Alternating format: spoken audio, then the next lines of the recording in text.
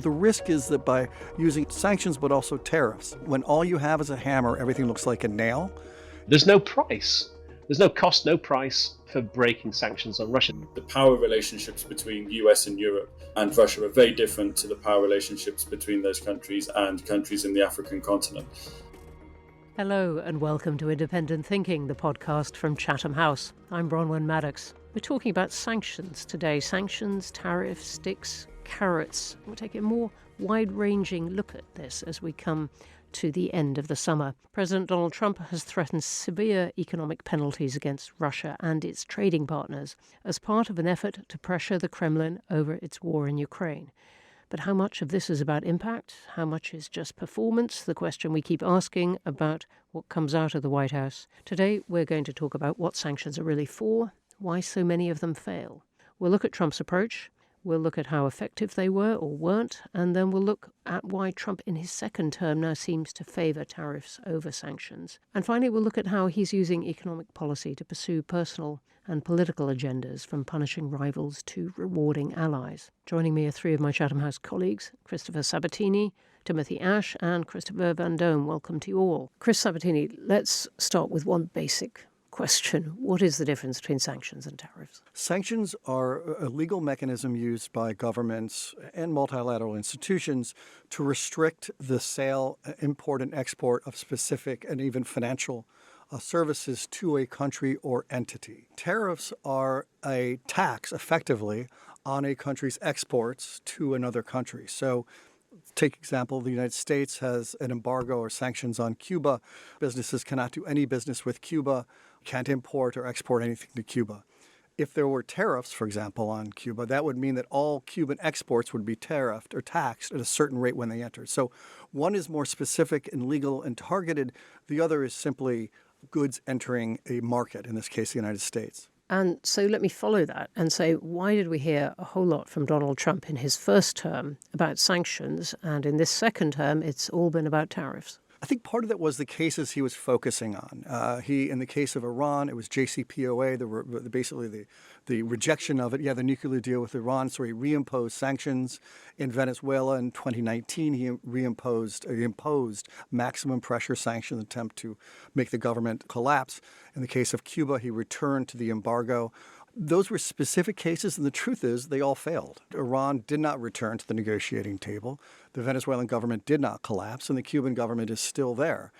So I think now what we're seeing, for a man who has always professed his love of sanctions, he even did it in the 1980s when the issue was Japan's purchasing of real estate in New York, tariffs are much more to his liking. Because first of all, sanctions are binary. Either they're on or they're off. They can't be negotiated, and they take a long time to remove. Tariffs are open to the discretion of the person who imposes the tariff. And Trump is a man who loves to believe that he can make a deal. So he has more discretion over them. He's always loved them. He said tariffs are a beautiful word in the English language, but it allows him to be a wheeler and dealer. We should say that his right to set tariffs himself is being contested by Congress and the courts very slowly. That is true. And whereas sanctions actually are at executive discretion. Tim, what do you make of this, looking at these latest threats? Look, in the end, I think Trump, wants deals, wants to do business with Russia, ultimately, is really reluctant to impose any cost or sanction on Russia. 6 months in office, he hasn't really done anything, right? Russia wasn't even part of the global tariff kind of story, right? Even that, he was reluctant to do anything. So, I think there's the sanctions and tariff policy more generally around Trump, but then there's a relationship between Trump and Putin and the US and Russia under this administration. And, the signaling isn't very clear. I completely agree with you on that. But just given what he's been saying in the past few weeks about getting very fed up with Putin, about wanting Putin to stop shelling Ukraine and so on, you think that picture, as you've described it, of him ultimately wanting to trade with Russia and be on good terms with Putin, that still holds? Well, Trump has talked tough in the past on Russia and Putin, but done nothing, right? We're 6 months in, absolutely zero sanctions so far already, not even maintaining the existing secondary sanctions, right? As we all know, you impose sanctions and then essentially there's maintenance. The other side, the Russians or the Iranians or whoever it is, they try and get around them, right? So just to keep the sanctions as effective as when you first impose them, You need to continue to do things to fill holes and gaps and stop avoidance. And he hasn't really been doing that. It's been up to the Europeans, right? And it was notable that the 18th sanctions package from Europe over the past week, I mean, the Americans didn't really join that, right? It seems like Europe is taking the strain in terms of countering Russia here. Chris Vandome, I feel I'm swimming in the chilly waters of scepticism here from both Chris Sabatini and Tim Ash that really don't make very much of this at all.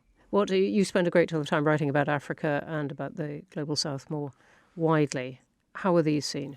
Well, I think that the American sanctions regimes on Africa have been perceived, has been widely noted as a kind of Western imposition. But we need to dig a little bit more deeply into that and look at the change of the world economy and what multipolarity means for these countries. We've moved from a situation where US sanctions, as part of a cluster of sanctions working with the UK, working with European partners, would be able to target specific individuals or entities who were committing gross human rights abuses, or were able to isolate countries in a kind of 1990s, 2000s US-led global economy to say, you're not playing by the rules, you're out. But where we are now is a situation where such measures really just allow those countries to tilt, either domestically, so for example, targeted measures on Sudan are allowing a political narrative inside the country to say, these problems, these are because of sanctions, and it rallies domestic support. Or in the case of Zimbabwe, it allows Zimbabwe to say to its neighbors, look at us, we're being penalized by the West, and the region rallies around.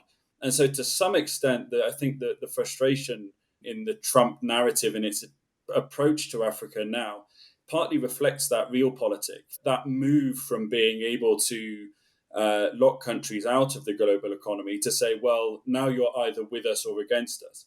And on the reciprocal side, it's allowed some countries to say, okay, well, rather than interpreting such measures as regime change initiatives, which is what they were largely seen, particularly in Zimbabwe, and the sanctions around Mugabe and that regime were seen as a regime change thing. Now they're widely seen as, well, this is a with us or against us. Still seen as bullying, still seen as a Western imposition, but perhaps with a little more scope for some of this tit for tat and some negotiation and that more kind of commercial engagement on the continent that Trump is trying to pursue.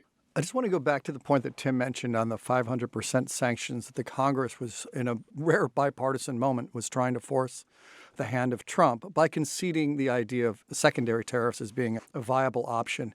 Just to explain secondary tariffs. So basically, if China is trading with Russia, it will have, in this case, 500% tariffs imposed on all of the goods entering the United States.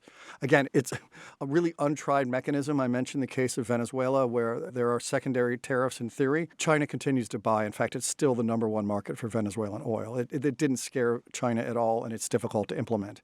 But in this case, Senator Lindsey Graham and Senator Blumenthal, a Democrat from Connecticut, put forward this 500% secondary tariff bill that Trump basically refused. He's now talking only about a 100% tariffs. And it indicates several things. One is he wants to maintain his own personal latitude to negotiate tariffs. He doesn't want his hand to be forced by Congress, but he also doesn't want his hand to be forced by sanctions. He believes that tariffs are negotiable, and he wants to be a deal maker.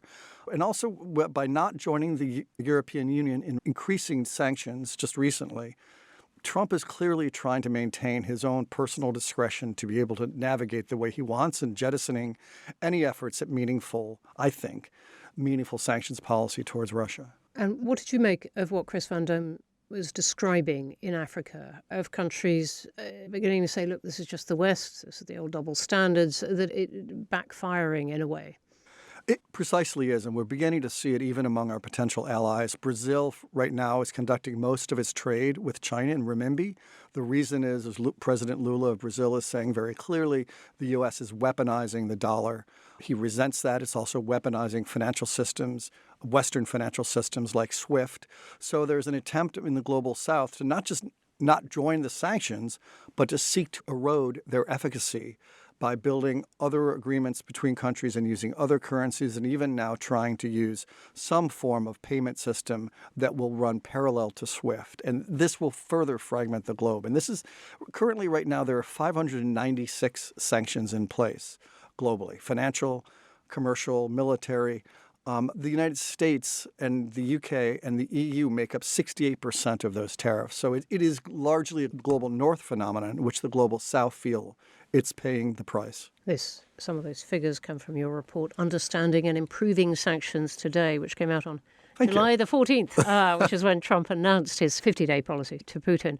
I do urge people to read that. Tim, let's move on to this difference between sanctions and tariffs. From your point of view, are they being used interchangeably? I guess if you think of the Russia situation, we imposed sanctions, first after the annexation of Crimea, and then obviously we ramped them up through the invasion of Donbass and then the full-scale invasion, because we wanted to stop Russia's bad and malign actions. They haven't worked. Why haven't they worked? I think they haven't worked because they haven't been tough enough. We've been too slow moving. We've signaled, we wanted to maintain this Western unity. It's been sanctions by the highest common denominator, right? No one's been willing to pay the price. For a sanctions regime to be effective, there's no cost-free sanctions. They hurt the target, but they also impose costs on us, on those imposing them. And I think in the end, we've not been willing to bear any cost. We've wanted a cost-free sanctions regime. And there isn't. Europe has largely stopped buying Russian gas at some cost and political cost. Well, pipeline gas. But if you look at the data around LNG, Russia circumvented that, right? Excellent point. I mean, in the end, we've wanted to maintain unity, but it's meant that there's always been someone, some country, some company asking for a carve-out. And in negotiating the unity, we've given the Russians lots of time to get around sanctions. And then we've been very weak in terms of secondary sanctions. In the UK, for example, there's been lots of people identified as breaking sanctions. No one's gone to jail. No one's been fined. There's no price. There's no cost, no price for breaking sanctions on Russia. So interestingly, many in the Trump administration hated these sanctions. I mean, they were criticizing the Biden sanctions administration as being weak and effective. I mean, there's some truth in that. And what we've seen is Lindsey Graham, etc., coming out with this nuclear option of 500% tariffs to really try and catch Russia's attention. But in the end, it's a nuclear option, but is it realistic? Even 100% tariff on secondary tariff on countries like India or China, etc. I mean, they would stop importing Russian gas completely if that happened. What does that mean globally? Russia accounts for 9% of global oil exports. That would be massively disruptive to global energy markets. Is it realistic? Is Trump really going to do that, given his focus on the man on the street in the US on gas prices? Not really. So I think the Russians think they're not serious. Even this maximum tariff kind of scenario, in the end, Trump is really not going to do it, right? So they're gaming him out already. Really interesting. I was thinking as you were talking of the position of Turkey. We had the finance minister say in public on our platform about a year ago, well, look, we don't observe the sanctions against Russia. We can't afford to. And anyway, it doesn't suit us. And Turkey, as we know, is full of Russians and Russian money. Turkey adroitly playing it both ways.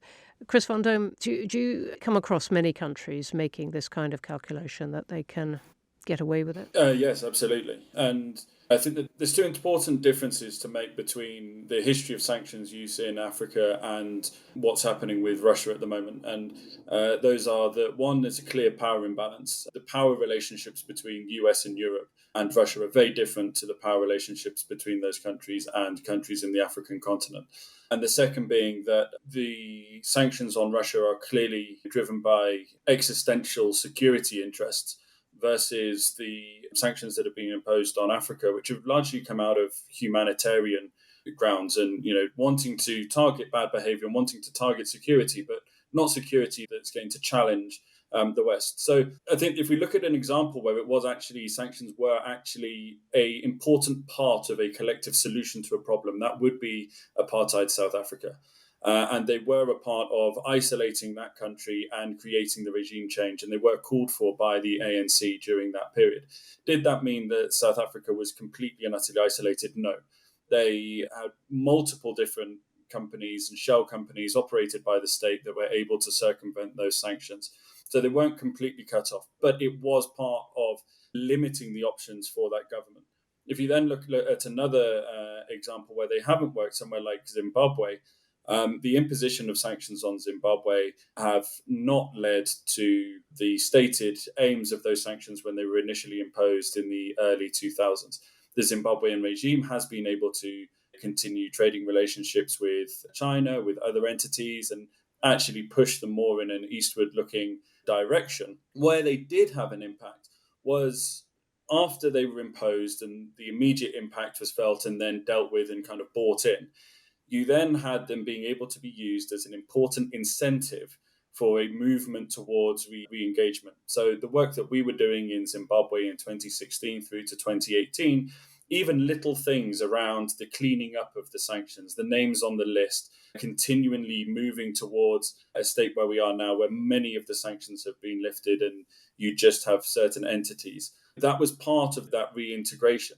The challenge always is that even if you only have one individual or one entity listed as a sanction, it becomes an incredibly potent political scapegoat for the government to post all of the ills upon sanctions and therefore not really have to address issues around elite capture and the deep-rooted economic problems that exist.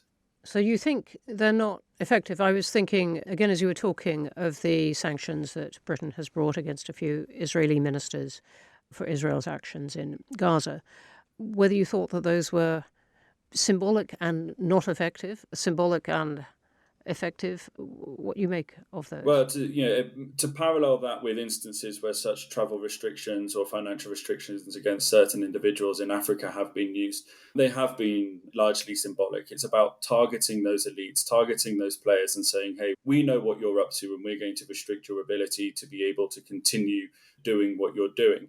In terms of being able to bring change to an overall situation, much less useful. And again, and just allow this ability for those actors to generate political support around, again, Western bullying and we're being targeted and we're being unfairly treated. So, Chris, I wonder if you can help pull some of this together for us, because we've been flitting between sanctions and tariffs here. In a way, it seems the US administration does at the moment, but in using them almost interchangeably, sometimes for punishment, sometimes as a negotiating tactic. Has the Trump administration blurred the moral force of sanctions? Yes. I think, first of all, that moral force was already beginning to be diluted because of the amount of sanctions. If you add in personal sanctions, global Magnitsky-type sanctions, which were created after an accountant in Russia was jailed for pointing out corruption and then eventually died as a political prisoner. If you add those, according to the Washington Post, there are more than 30,000 sanctions in the world today. So individual ones? All told. All told, everything. All told, everything. 30,000. So there's a real risk of just basically diluting the impact here and diluting the moral authority of having, in Central America, where there are literally thousands of sanctions across Central America and Venezuela, people will actually celebrate because it's sort of a badge of honor that you reached this level of being designated as some sort of corrupt actor or an enemy of the United States. People will tweet out the celebration. They've arrived at a certain level. So they're losing their moral force in that case. They're also losing their effectiveness in the case of, say, Cuba or Venezuela. As Chris Vandome said, in the case of Russia, this is an existential security threat. It's much more serious. The risk is that by using sanctions but also tariffs, when all you have is a hammer, everything looks like a nail. Using those is just to punish, it effectively diminishes their moral impact and risks also just becoming further fragmenting and antagonizing the global order. So in the case of tariffs, I don't think they'll be imposed. I really do think it's a ruse, which is even more dangerous. But they're being imposed so frequently, they've lost their moral force. And in some cases, they're not even purporting to have a moral force. They're a negotiating point. Exactly. In the case of tariffs. They're also losing their economic impact. I mean, because you have so many countries that are now under sanctions, North Korea, China, Iran, Russia, Venezuela, Cuba, they've also are now trading and conducting commercial investment enterprise among themselves. It's forced a coalition of the sanctioned, if you will, that represents a significant chunk of the economy. Once you start to impose tariffs on those, imagine imposing 100% or 500% tariff on Chinese goods entering the United States for trading with Russia. That just blows open the entire global economic At some system. point, China concludes it's not worth dealing with the United States. Exactly. I just want to bring the three of you to this question of, because we've had a picture quite sustained over the whole of this podcast of these not working very well, fraying the global order, not working in the way that it used to. Is there a case for salvaging them? And if so, what could be done to make them more effective? Tim, what are your thoughts? Well, I just have to add here that a tariff is a sanction, right? It's part of the sanction toolkit, I would argue. But in any event, I would say that I guess there is a difference. I mean, in presentation, at least how when Trump came up with his Liberation Day slate of tariffs on the whole planet, they were justified as to being a trading tool to try to rectify the trading imbalances he felt well, it's a tool of injurious to the US. It's economic statecraft, right? I mean, that's whether it's a tariff or you impose an asset freeze or I mean, they're all. Whereas the sanctions, in the way that they tend to be used, tends to have some kind of moral purpose behind it or purported and it purpose. has its own authority in the case of the United States and the Treasury Department. There's much more of an institutional infrastructure around sanctions. It's legally defined. And I would agree with Chris. I mean, I think sanctions tend to be very, very sticky. Whereas, as in tariffs, it centralizes the decision making in the White House, in particular under Trump, and I think obviously that's what he wants. How to make sanctions more effective? I mean, I think a fundamental question we need to ask in all this is, say, on Russia and sanctions around Ukraine, what was the alternative? What is the alternative? We did something that, obviously impacted on Ukraine, impacted on European and Western interests. Should we have done nothing? Right? Was there an option to do nothing? If we don't do sanctions, what else do we do? Right? Do we go to war? And then one of the old arguments for them is, they are better than war. Correct. I mean, I would argue that we needed to be cleverer. We needed to be quicker, more effective. There were lots of things that, as I've argued, we should have done, we could have done. Freezing central bank of Russia assets, seizing them and using them to support Ukraine. I mean, that would have been an obvious thing. Just cleverer generally. But in the end, it's this idea that if we want sanctions to be effective, we have to accept there is a cost on us, right? And in the end, it's kind of figuring out what the threat is. I mean, it's been already mentioned, Russia is an existential threat to Ukraine and us. If it's that big a threat, we should be willing to pay a price. And we should be willing to impose sanctions that are effective, do hurt Russia, have some cost on us, but that's a cost worth bearing because ultimately, again, this idea of this existential threat that Russia is to us. On this difference between tariffs and sanctions and the way in which they're perceived and received here in the global south. I'm in Johannesburg, where I've been attending a conference on law enforcement around illegal mineral supply chains. And tariffs were not part of the conversation in terms of how do we tighten up these supply chains. Tariffs imposed on Lesotho, the neighboring country, 50% tariffs announced. Yes, they've been suspended, but yes, it's put the country into a state of national crisis where their textile industry, and it's largely their textile industry that was being targeted for its exports into the US, a major exporter alongside water and labor into South Africa. So this has plunged a country into an economic crisis through a blanket tariff that was very ill thought through, and it's very difficult for people on the ground to understand that. And it falls into this idea of this kind of Trumpian bullying and the lack of methodology around some of the thinking of tariffs as they are landing here in the global south.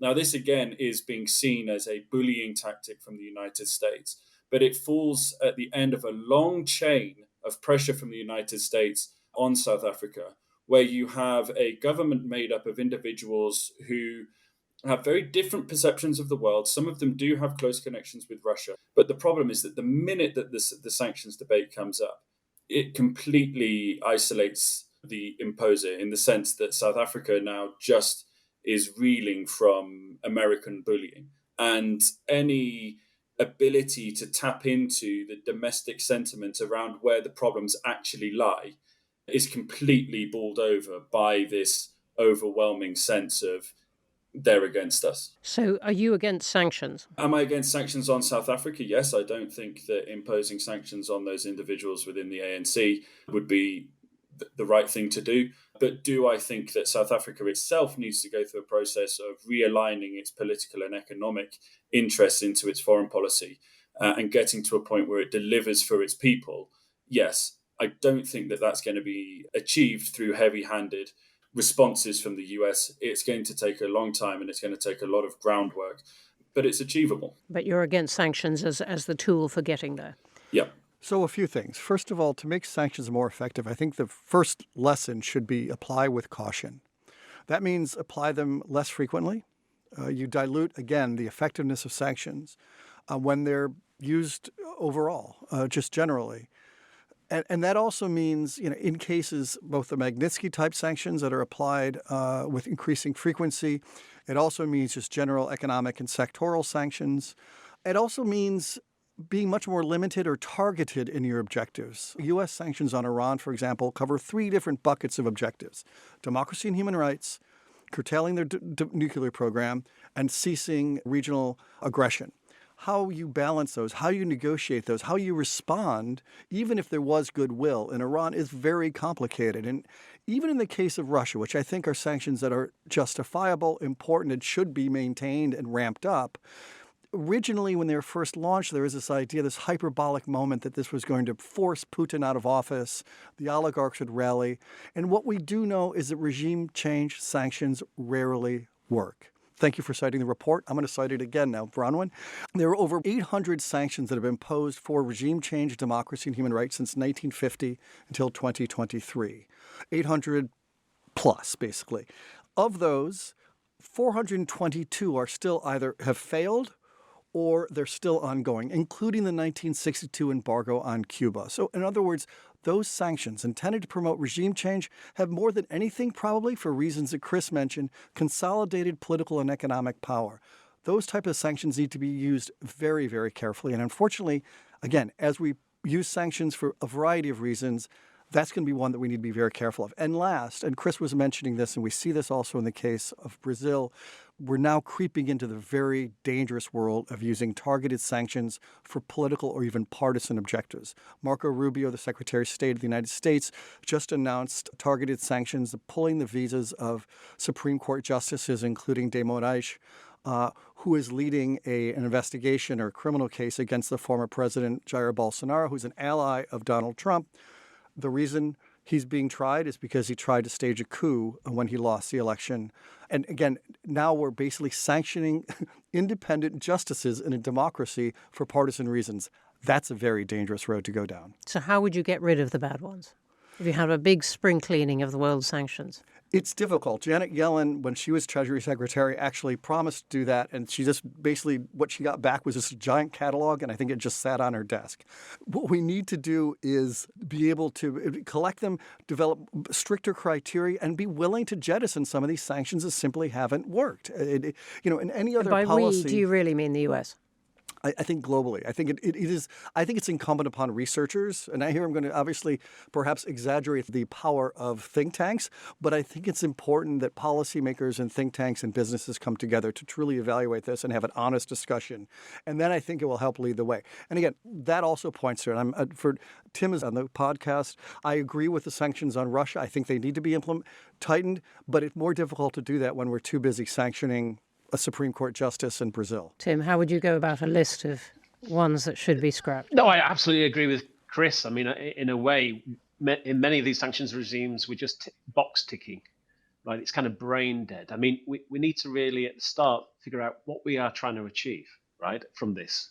And, again, I mentioned Russia, Ukraine. I mean, it was clearly we want Russia out of Ukraine. It's evolved a bit, actually, now. I mean, it's evolved to a situation where we recognize Russia as a threat to Europe, the West. We want to weaken the Russian economy, actually, because we want to stop Russia being able to regenerate military capability to be used against us, right? So it's a bit broader now. So how do we do that? How is it most effective to do it? And, obviously Russia, its main exports are commodities, oil and commodities. A tax or a tariff on Russian exports, but not sufficient to totally stop those exports, probably would be more effective. I mean, the oil price cap worked for a period, and then the Russians figured out ways to get around it. We've had all the problem with the shadow fleet. Again, we were just not very clever. I mean, in the end, a lot of these sanctions regimes are not smart, right? So as Chris said, we need smarter sanctions regimes. We need to be quicker. We need to be more focused. A lot of these countries that we're targeting, Russia, Iran, etc., they don't stand still, right? They figure out ways to get around these sanctions, and it's a constant battle. Unfortunately, we're not very effective. We're very bureaucratic in how we do all these things. Can I just add one thing quickly on that? According to a New York Times report, there are 130 companies in China and Hong Kong that openly advertise that they are basically buying and reselling equipment, dual-use technology to Russia, and yet that hasn't been updated. And again, if you define the sanctions in the case of Russia, as Secretary of State Blinken said when he was here, is throwing sand in Russia's war machine, not an official objective, but it's a very colorful and targeted way to understand it, then those would be targeted straight out of the gates, and they're not. We're going to have to stop there, but it's revealing, it seems to me, that we have come back to the subject that is threaded through all this, which is how to make the sanctions specifically on Russia over Ukraine, how to make those effective, though we have done quite a dance through all the ways in which sanctions are not effective. And I'm not going to give my colleagues' summer projects, make use of their summer time, but trying to spring clean some of those redundant ones, is there, as well as this burning question of how to make those on Russia really have a bite. With that, we're going to have to stop. I'd like to thank Chris Sabatini, Tim Ash and Chris Vandome for joining me. If you've enjoyed today's discussion, please do leave us a review. It really helps others find the podcast, and we read them and think about them. Independent Thinking will be taking a short break for the summer, but we're going to be back with new episodes in September. Our producer this week was Amanda Nunn. I'm Bronwyn Maddox. Thanks for listening.